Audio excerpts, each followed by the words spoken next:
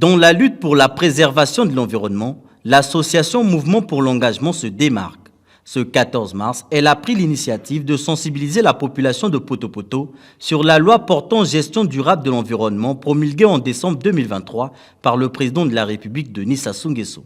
L'objectif pour elle est d'éduquer et mobiliser les citoyens pour une meilleure prise de conscience des enjeux environnementaux. Nous avons tenu à sensibiliser, moi particulièrement Poto-Poto, d'où je suis natif et d'où je vis, sur la loi 33/2023 du 17 novembre 2023 portant gestion durable sur l'environnement.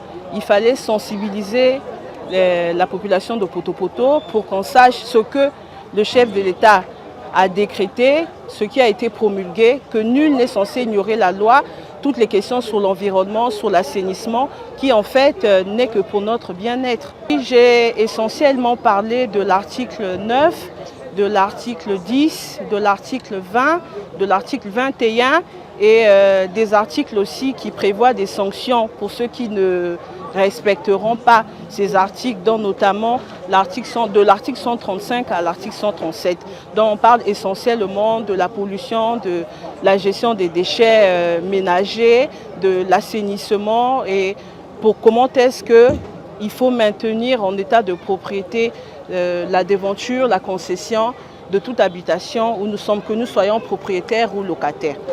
Ces habitants du 1er arrondissement ont été informés des règles et sanctions préconisées dans la loi axée sur la préservation efficace et efficiente de l'environnement. Aujourd'hui, ils sont de nombreux de plus en plus conscients de l'importance de maintenir leur environnement propre. Nombreux s'y engagent déjà. Ce que nous avons appris, vu à certaines personnes aussi qui jettent souvent de l'eau sale sur les carnivores, les eaux des toilettes et tout, on a eu à écouter qu'il y a des pénalités à payer.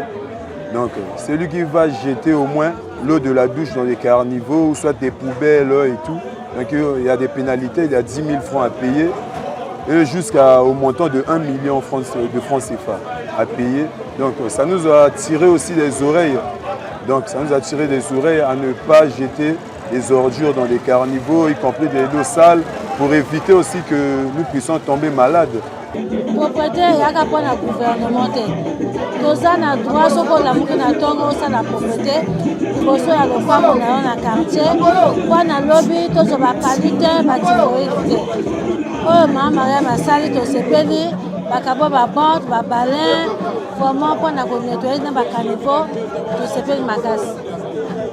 Le mouvement pour l'engagement ne s'est pas contenté de sensibiliser uniquement. Elle a également pris des mesures concrètes pour impliquer activement la jeunesse souvent engagée dans cette cause. Pour ce faire, elle a expliqué l'importance de bien se protéger avant de distribuer des casques de protection, gants, bottes, combinaisons et outils de nettoyage. J'ai constaté que lors des curages ou assainissements des caniveaux, les jeunes qui se portent volontaires de le faire ne sont pas assez bien équipés, ne sont pas assez bien protégés.